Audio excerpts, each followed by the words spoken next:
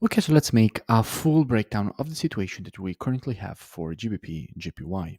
Now, starting here from the monthly, what we can see is that the market is currently testing a very strong area of previous monthly resistance, which now that the market has broken it to the upside is turned support here. Now, as the market is testing previous monthly resistance turned support, we could expect a potential rejection to the upside, which is in fact what we're currently seeing. And from here, we could see more continuation to the upside to be created, basically completing this impulse correction, an impulse pattern to the upside. We can also notice how, in general, since we had an impulse, if we want to measure the correction, we have to take our Fibonacci from the low to the high of the impulse. And if we do that, we can see that the market first tested at 0.618, the golden ratio, now tested at 50%, and from here we could expect more potential bullish continuation, rejecting the Fibonacci levels one by one. Dropping down on the weekly time frame, what we can notice is that at the moment the market is testing this structure level here, which was previous support, turn resistance here, now again support here, from which a rejection to the upside could be expected. Dropping down the daily time frame, what we can see is that the market has just created this M pattern here. And in general, after the creation of an M pattern, what you would expect is for the market to create a rejection to the upside to go and complete the pattern at the previous support, turn resistance. Now, if we go and see what we have when it comes to the commitment of traders, so the COT data, which is what the non-commercials, so the biggest speculators in the market are doing, and we check the data for the pound, we can see how with the last reports, net positions have been decreasing.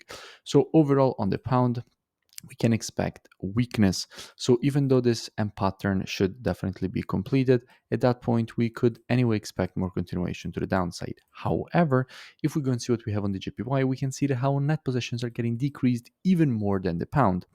And a very weak GPY is exactly what we need for this rejection to the upside, increasing the probabilities of this move because the GPY is clearly getting more weak than the pound.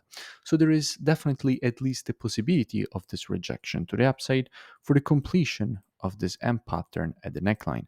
So how we could be approaching this potential rejection to the upside. Now, as usual, trading is reactive and not predictive. The monthly, weekly, and daily combined with the COT data, those are the best time frames from a directional perspective. However, when it comes to confirmations and entries, the best time frames are the intraday time frames. So for hour and lower.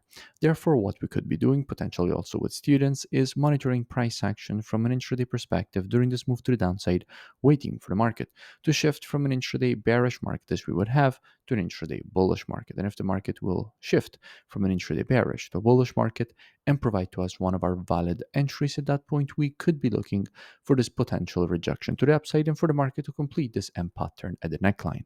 Now, if you enjoyed this free analysis education and update, make sure that you drop a like and a comment. It really does support the creation of more free analysis education and updates for all of you, and I will see you in my next breakdown.